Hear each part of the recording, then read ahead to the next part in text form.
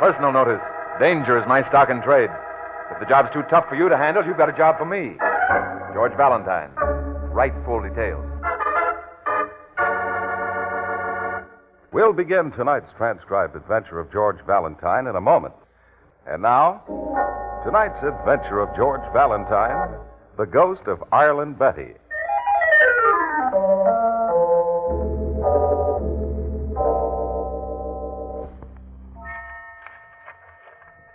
Dear Mr. Valentine. Valentine? Huh. Dear Mr. Valentine, I live in an enormous rambling house built like an Italian villa. Oh, that's funny. What else did she write? What was the rest of it? What? Crying. It's crying, that's what it is. It's crying. I know it is. It's crying. That's what... Where is it? It's crying. I know it's crying. I know it's... Oh, Christine. Oh, for heaven's sakes. Where are you going in such a hurry? Daddy, I'm sorry, but I just... Listen, this... Yes, my dear. Oh, Christine, you've had such a long trip. I thought you were going to lie down and rest a while. Did you hear something, my dear? No. No, I didn't hear anything. Mr. Valentine, who is he? Why were you writing him a letter, Miss Dowdy, about the house? Here, the letter you didn't finish. Oh, that. But I did finish another one. That one blotted. Yes, I've already written Mr. Valentine. He's just a friend of mine. Oh. It's lonely here, and I thought perhaps he might like to call on me. Now you run along and get your rest. There's nothing to be afraid of in the old place. You may hear a shutter banging once in a while, but that's all. That's absolutely all. All right, Miss Dowdy. Sorry my imagination seems to... I'm sorry I bothered you.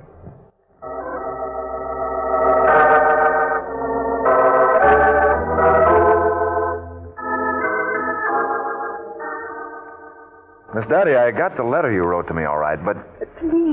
Please don't talk so loud, Mr. Valentine. In here, Miss Brooks. Of course. Oh, what a lovely old room. Christine is asleep. I don't want to disturb her. That's Christine O'Casey? Yes, she just got here, you know, from Canada. She's been there since before her aunt's death, several months ago. Won't you sit down? Thanks, Miss Dowdy, but I'm not sure we're staying. Oh, but I wrote you that... Yes, you wrote in your letter that you wanted a man investigated, a Professor E.L. Gifford from Denver. Yes, that's right, Professor Gifford. You sounded as though you wanted us to, to get something on him. Oh, now, you must understand And yet, as I gather, all you suspect about this Professor Gifford is that he's liable to buy this house. Yes, that's just it. You see, Mr. Eustace, the real estate man, has received this offer from Denver. Yes, I know. I've already talked to Mr. Eustace. And I find he's also the executor of estate for one Miss Betty O'Casey, who used to own the house. Yes, for Betty, the one who died. Mm-hmm. That's Christine's aunt. And I find you don't even have anything to do with the sale of this house, Miss Dowdy. You don't even own it, any part of it. No, I don't. But I was Betty O'Casey's companion for more than 20 years, Mr. Valentine. Sure, I understand. She left you pretty well taken care of, right? Only the house went to the principal beneficiary, Christine, her relative. And it's Christine's desire to sell, according to Mr. Eustace. That's why she's here, to speed up a sale, any sale. Mm-hmm. Okay, but Miss Dowdy, what do you have against this professor? Why shouldn't he buy the house? Why should you want to hire me to interfere with any possible sale? The professor, he's not the right type. Not the right type? Yes. Well, if the house is Christine's, what does she say? Haven't you talked to her about it? Christine isn't... Well, she's not sympathetic to the house. What? She's not sympathetic. She doesn't understand. She's young and cynical. And this isn't just a usual house, Mr. Valentine. Well, I grant you it's pretty old. Valuable, maybe. but not so easy to get rid of. We looked all over for this house years ago. It was just what Ireland Betty wanted. Oh, it made her so happy. Oh, wait a minute. Who? Betty O'Casey. Ireland Betty. Oh, I know. It does make her sound rather like an apple woman, but it was a nickname. Many people called her that. Ireland Betty. Excuse me, but it sounds more to me like the name of a racehorse. Oh, she would have loved to hear you say that. She owned some horses once. Oh? She was so enthusiastic, so interested in everything.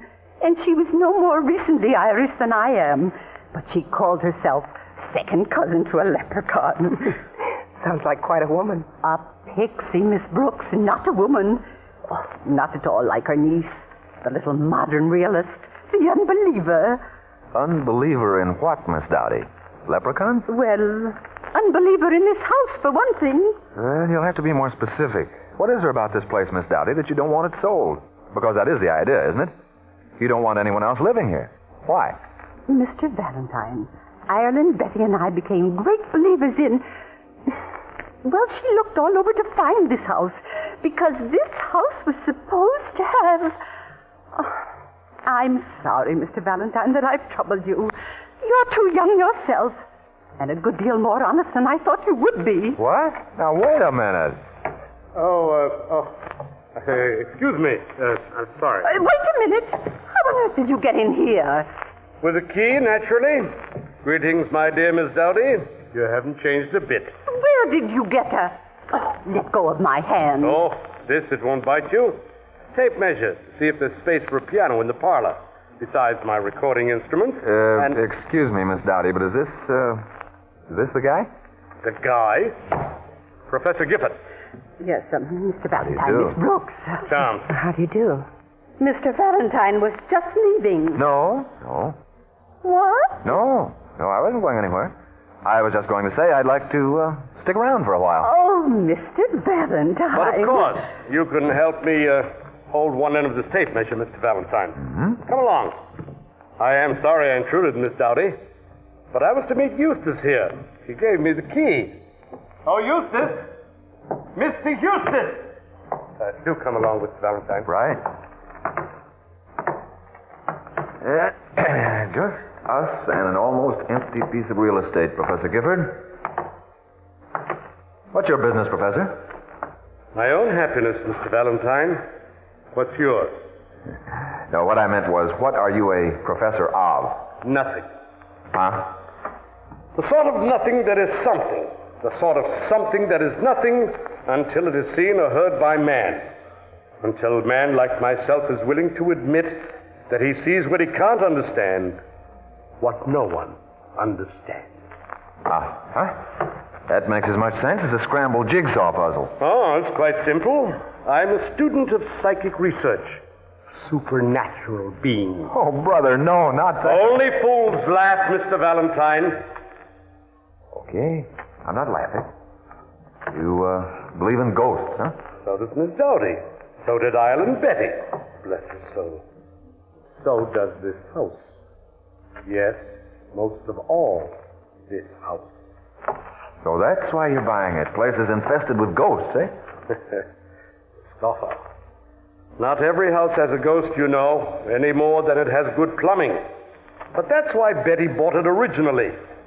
Been a ghost reported off and on past 100 years.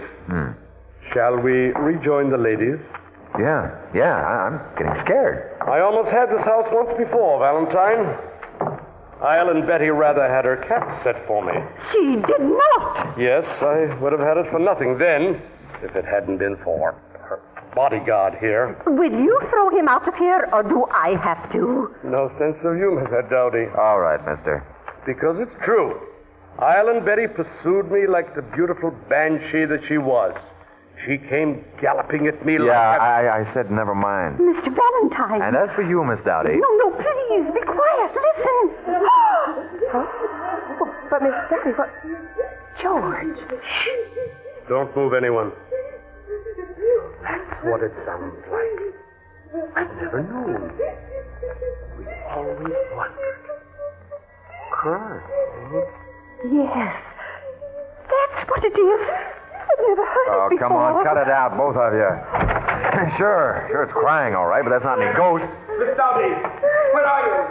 Mr. Eustace, that's his voice. Get down here, somebody, will you? Come help me. It's Christine.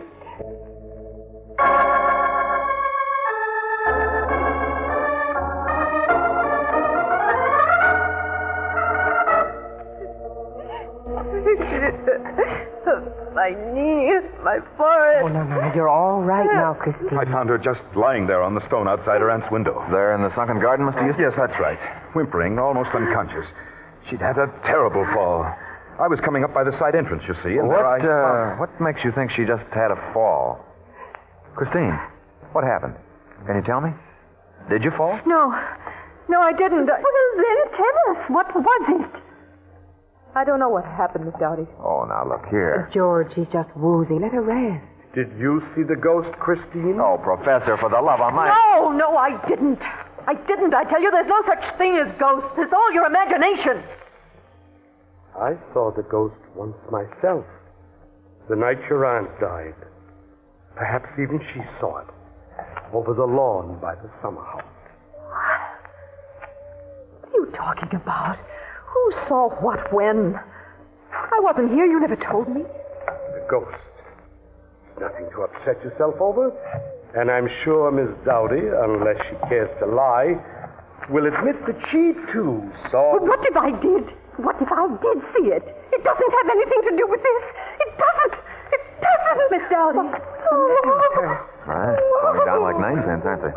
And all knocked down by a ghost. All right, now come on, somebody, and tell... I think she just noticed where you were found, Christine. What? The stone floor outside your aunt's window, Christine. Exactly where you were. That's where your aunt fell. Where she died. The night that we saw the ghost. Coincidence, I suppose. That's all.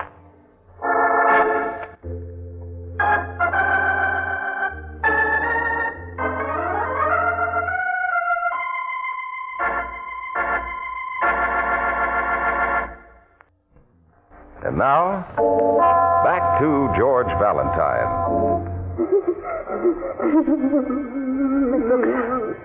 Miss Brooks, you here? Miss Brooks, where are you? Where did you go? I am Christine. Here I am. I just went back to the kitchen to get some ice. What's the matter? Shh, be quiet. The crying. Listen.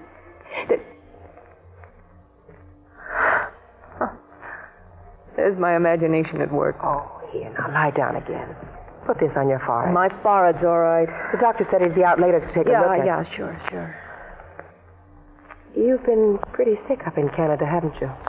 Yes, and I'm tired, and My aunt had asthma, you know. Did she? But that wasn't what she died of, was it? Well, sort of. That's what the doctor wrote me. I wasn't here, you know. We'd been having a fight, and she had guests for the weekend, so I just got in my car and drove off. See that window there? Mm-hmm. French doors? There's no guardrail outside it. And he thought she must have opened the doors trying to get more air. She was having one of her attacks, and... well, she fell. To the stone below. They found her the next morning. Only now these people talk about a ghost. You don't suppose she opened the window and saw it out there herself? Stop it. Not you, too. How did you get hurt? Did you fall out of the window, too? No. I was out there and I tripped and fell. Really, that's all. All right. Well, why don't you want to talk about it to the others? What is it about this house that upsets you so? Everything about it, Miss Brooks. I hate it. I've always hated it. My aunt and I used to fight about it. She was so wonderful.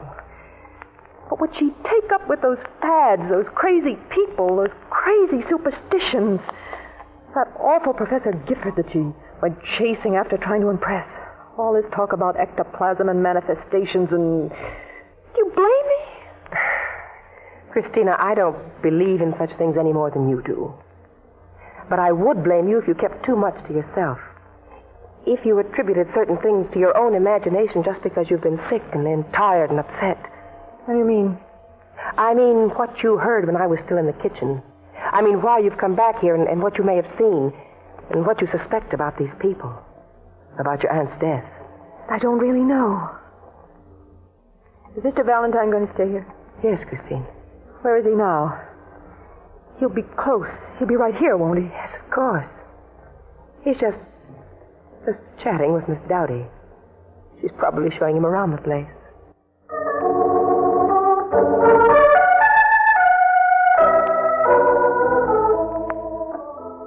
Now, Mr. Eustace, suppose you tell me the truth about what you saw that night. Well, my room was third story. I'd been reading in bed. There'd been a good deal of talk at dinner about the ghost, it being the proper time of year for appearance and all. Mm-hmm. Naturally, I tried to be tolerant, but, well, perhaps I did watch a little. You see, it's supposed to appear just momentarily out back by the summer house, moving slowly and then sort of floating away. Mm-hmm. And, did it? Well, for heaven's sake, it didn't actually. I didn't hear anything, and certainly whatever it was had no substance, no body. Naturally, the next morning I didn't say anything. Why should I? An effect of all the talk, a trick of the imagination. Of course. You'd have been laughed at. You don't believe in ghosts. Well, I do, Mr. Eustace. What? I believe in the kind of ghost that can be tricked up by a human being. And maybe it's being tricked up again.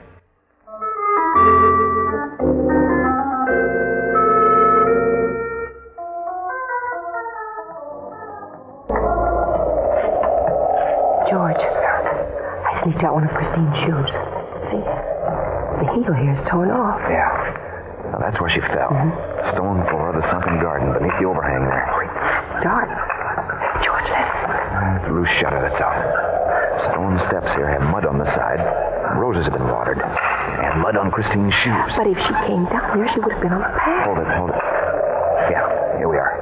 I can feel the footprint where she stepped off the path by the top of the steps. The heel? Oh, it's the one, all right. Yeah. And that must have been how she tripped and fell down there. Yeah, they can't hear us, Angel, but they will if we go back, so... Well, it's a lovely place, all right. A little run down, maybe, but if the gardens out here were fixed up, I'm sure they... Brooksy, look out! Oh, the shutter. Someone pushed the shutter. I almost... Sure, that's what it was we heard. I'm all right, George. You go on. Get up there and find out... Shh, quiet. But, George, from above, it's so dark. I look just like Christine. That must have been meant... I'd never find anybody up there. There's nobody in this house but ghosts, didn't you know? Well, Angel, we're going to catch one before the ghost succeeds at murder.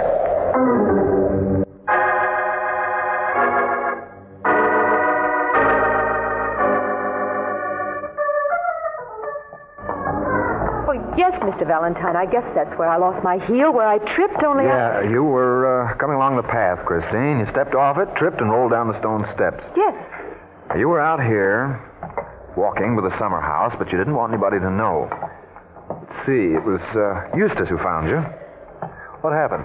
You see him coming and run for the house? Yes, that's right, I ran. Only why'd you step off the path? Well, there was a shovel or a rake or something lying across the path. Oh, I get it. Only it's not there now. I didn't look. Mr. Valentine, I did suspect something for a long time. But I didn't know what I was looking for, or why, or whether you could find anything back here that would show you how the ghost worked that night your aunt died. That's what I mean. The whimpering, crying ghost, the thing with no substance that's supposed to appear and then float away. Aunt Betty told me where she expected to see it. Mr. Valentine! Well, listen to that, rising to the bait already. Mr. Valentine, where have you gone? Here, right in front of you, Miss Dowdy. Oh, I've got to see you alone. I've got to. Anything you have to say, you can say right in front of her, only say it fast. It's about the ghost. I know it's about the ghost. Oh, it was only to impress Gifford. You've got to realize that. Yeah, it wasn't to scare anybody, if that's what you're trying to say. I'm smart enough to figure that Ireland Betty didn't fall from her window out of fright on seeing the ghost. She wasn't the type. So if it was you who played the ghost that night, lady... No, that's not what I'm trying to say. It was Ireland Betty. It was she herself who did it. What? Miss Dowdy. Yes, she did. Oh, I know it sounds crazy, but she had to. She'd never been able to locate the ghost in the house, and she had bragged. And she didn't want Professor Gifford to be disappointed. That's why I didn't want him to get the house. He might have found out. Hey, now, slow down. All you're claiming is there isn't any ghost. Is that it? There never has been one in this house. Only why, then? Mr. Valentine, listen to me. If Betty was out here instead of in her room, and you think she was murdered... Of course, I know. She died before she ever got back to her room, and she was probably running just like Christine here was. Yes. Yes, only if that's the case, It's okay. It's okay. I'll take care of everything. Mr. Valentine. Come on, Christine. Let's head back to the house. See you later, Miss Dowdy. Well, the whole thing's pretty simple, I guess, isn't it? I don't understand at all, any of it. Don't you? You understand a good deal about the ghost. But Aunt Betty told me... Sure. I was supposed to look. But nobody says they've ever heard it, except you. The whimpering, the crying. Christine, were you here in the garden that night with your aunt? Is that when you thought you heard the crying? No. No, I've really heard it. Someone else... Were you hiding out here? Did you pretend to leave for Canada and then come back and hide and scare her? Oh, sure, you don't believe in ghosts. You knew the little old pixie'd be playing the part. So she was scared and ran, just like you did, down the path. Mr. Valentine, stop it. You don't understand. What's the matter? You afraid to walk down this path? Afraid you'll trip on something again? A rake that you might see when you're running, only it's so dark you can't even see your hand in front of your face? No, it wasn't a rake. I don't know what it was. I know what it was, young lady. It wasn't anything. Yes, it was. You're mixing me up. I know there was. Christine, I said some crimes are simple. They are after they've happened. Because a guilty conscience does terrible, horrible things. Like stumbling over something that isn't even there, except a memory. Well, what was there when you made your old aunt fall? A rake? A string? A wire? No. No, I didn't do it. I didn't. Then come on, walk. Perfect accident. Not so perfect a few months after, is it? When you get so scared, you get sick, so guilty, you even try to kill someone else. Nervous little old Miss Dowdy because she's begun to be suspicious. I didn't push that shutter. Sure, go on, say it. Fill me in. I know it was you, all right, sister. You were the only one who thought Miss Dowdy was out walking with me. Nobody would have tried to kill Brooksy, but just by accident, Brooksy had told you that Dowdy and I were walking together. Stop it! Stop it! Stop it!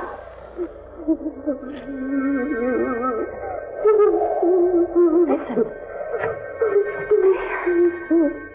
I never believed it. They all did, but I never believed it. Crying. What? I don't hear anything. Yes, you can. Whimpering, a woman crying. If it's not a real person, one of those others. It has to be the ghost. The ghost of the house. Listen. Hear it. There. Yeah. Yeah, you do hear something, don't you, Christine? You're the only one who does. The unbeliever. And yet the only one who's heard anything all evening. Or ever. But hasn't it occurred to you? There never was a ghost in this house until you made one. The ghost of Ireland Betty.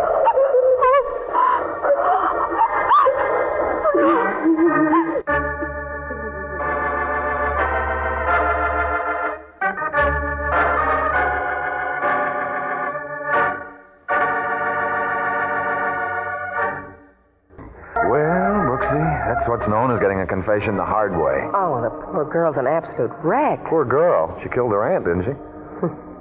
Ireland Betty. Second cousin to a leprechaun. Yeah. There's the one I'd like to have known. Yeah, the Irish. Believe in anything. Oh, Brooksy, there is one little item. You know, when I told you to go back in the house there, when I asked you to make some noises to help me get the story out of the girl? What? Well, I never made any noises. Huh? Oh, well, I mean, first there were the police on the phone, and then Mr. Eustace kept following me around. I mean, you didn't think I did you? You didn't hear anything, did you? Of whimpering or crying? No, Angel. No, of course not. No, I didn't hear anything.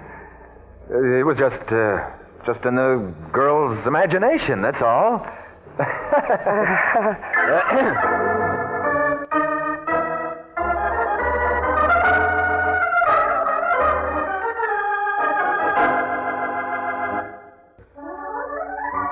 Let George Do It stars Olan Soule as George, and tonight Lillian Byatt appeared as Brooksy. Let George Do It is written by David Victor and Jackson Gillis and directed by J.C. Lewis. Also heard in tonight's cast were Jean Bates as Christine, Florence Ravenel as Dowdy, Betty Rubin as Gifford, and Howard Culver as Eustace. The music was composed and presented by George Wright. Tonight's performance concludes this current series. We hope you have enjoyed it. Your announcer has been George Crowell.